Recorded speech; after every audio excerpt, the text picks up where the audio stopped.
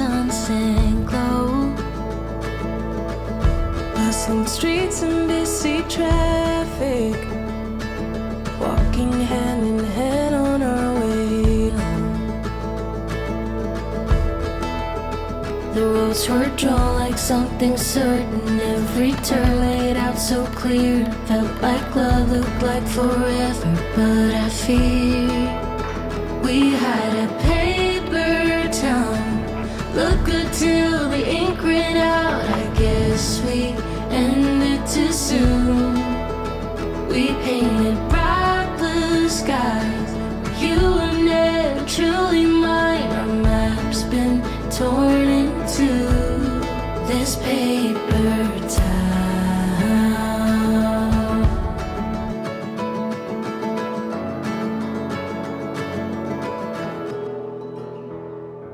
So, spring is finally upon us in the beautiful valley where I live, and I thought, what better chance would there be to test out the new Canon RF 24-105 hybrid cinema zoom lens. And I paired it here with my Canon C80. I've taken it outside. I also have my small rig matte box, which features an 82-95mm step-up ring. And I also decided to rig my camera with a small HD Ultra 5 monitor to clearly see my images outside in the daylight.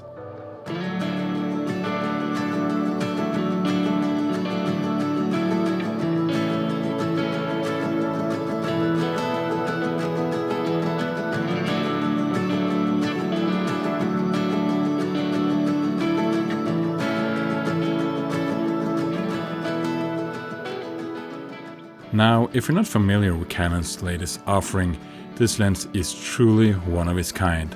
It sports an f2.8 aperture, it has 11 iris blades, and it only weighs in at 2.9 pounds or 1.3 kilos.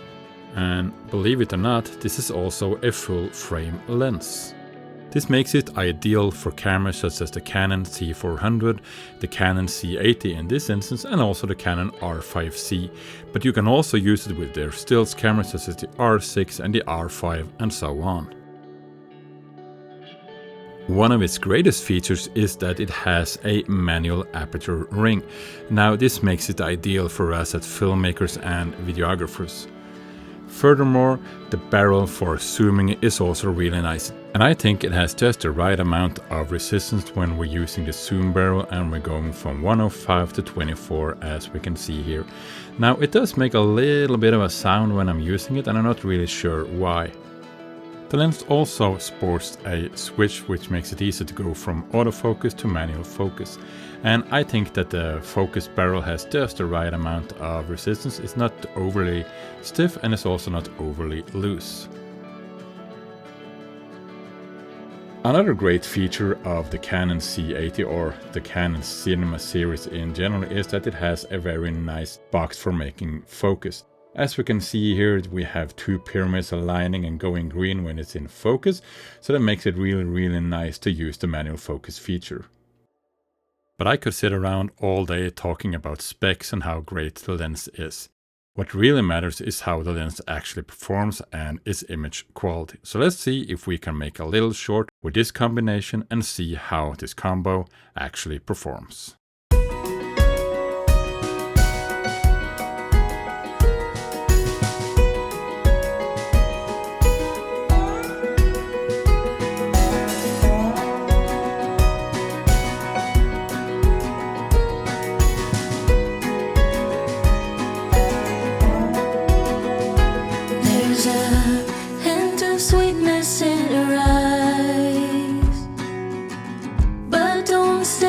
She's a storm that won't subside, not the kind of love that fades with time.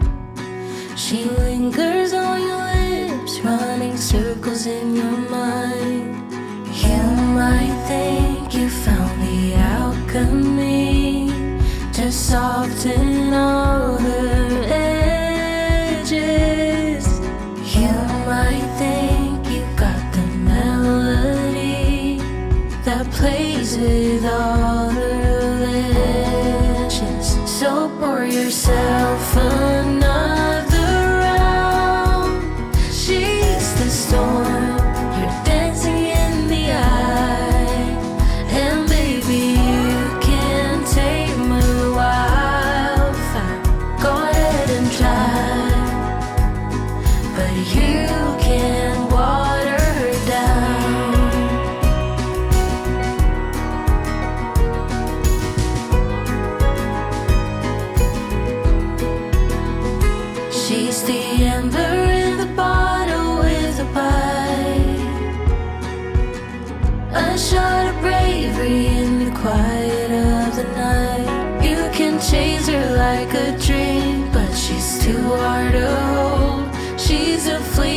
taste of fire, too wild and too bold.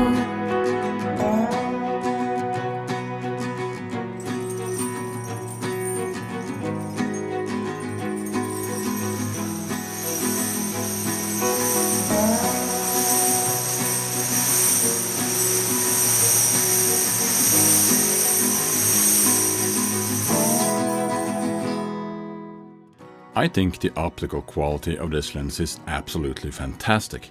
So far I haven't been able to see any chromatic aberration, although I have all those features to correct them turned on in the camera, and it really is like kind of having a full set of primes just in one lens. The autofocus also works really well, making setting up shots a breeze. I set up the shot to see if I could find any color fringing.